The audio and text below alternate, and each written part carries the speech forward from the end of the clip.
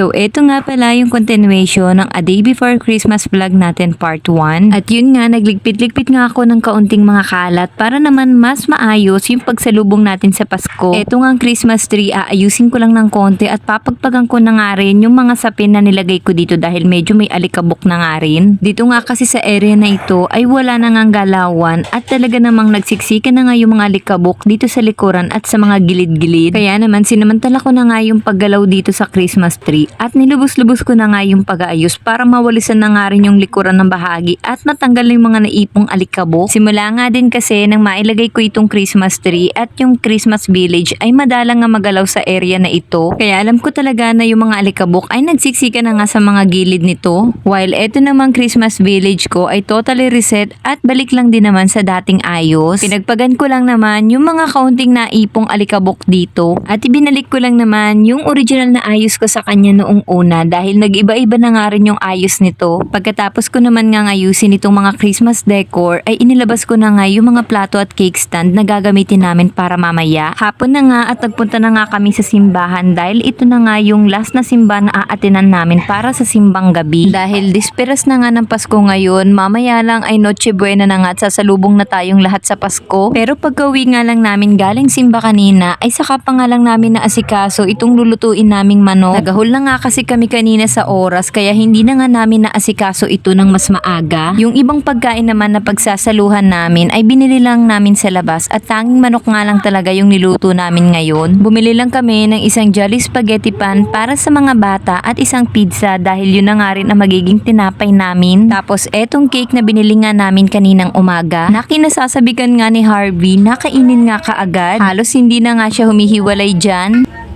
Ano ito, flavor, ma? Ito, mama. Yes. Yes. Tubig, ma. Merry Christmas po sa inyo at kain nga po tayo. Kuya, kain na! Wala pa nga itong alas 12 pero sa totoo lang ay inumpisahan na nga namin itong kainin. Oras na nga din kasi ng hapunan at nagugutom na nga yung bata. Syempre kami rin ay gutom na at hindi na nga rin namin mahihintay pa yung alas 12. At pagkatapos nga namin maghapunan, eto na nga at for the singeries na nga ang mga person. Sa ganitong paraan na nga namin hinintay mag alas 12 at sinalubong yung Pasko. Nagkantahan na lang kaming mag-asawa at tumagay din kami ng kaunti. Very late lang naman yung ininom naming dalawa dahil hindi naman kami sanay uminom at baka malasing nga rin kami kaagad. Saktong pangkantahan lang talaga yung inom naming dalawa. Hindi naman halatang nag-enjoy ako, ano po. At wag na nga nating i-reveal pa yung kantahan dahil baka mamaya magkaroon pa nga ako ng violation dito kay Lolo Meta. Samantalang kinabukasan naman nga ng Pasko, eto naman nga yung mga naging ganap. Nauna ngang nagising itong kuya namin at mukhang napakaganda nga ng timpla ng umaga niya. Bakit kaya? Namamasko ka pa? Loko-loko na, namamasko po lang. Napakita mo yung tunay mong kulay Malapit ka lang sa akin, nangingi ka ng pamasko. Ano yan? Siyempre, Pasko, Christmas giving eh. Ayan, kiss mo na si mama. Kiss mo na si mama. Kiss mo na.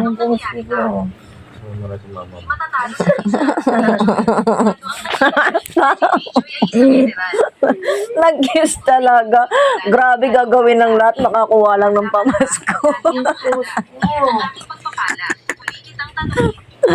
Si Harvey, late na nga rin siya nagising pero pagkagising niya ay saka nga lang siya namasko sa mga ninang at ninong niya. At hanggang dito na lang muna tayo ulit. See you on next vlog!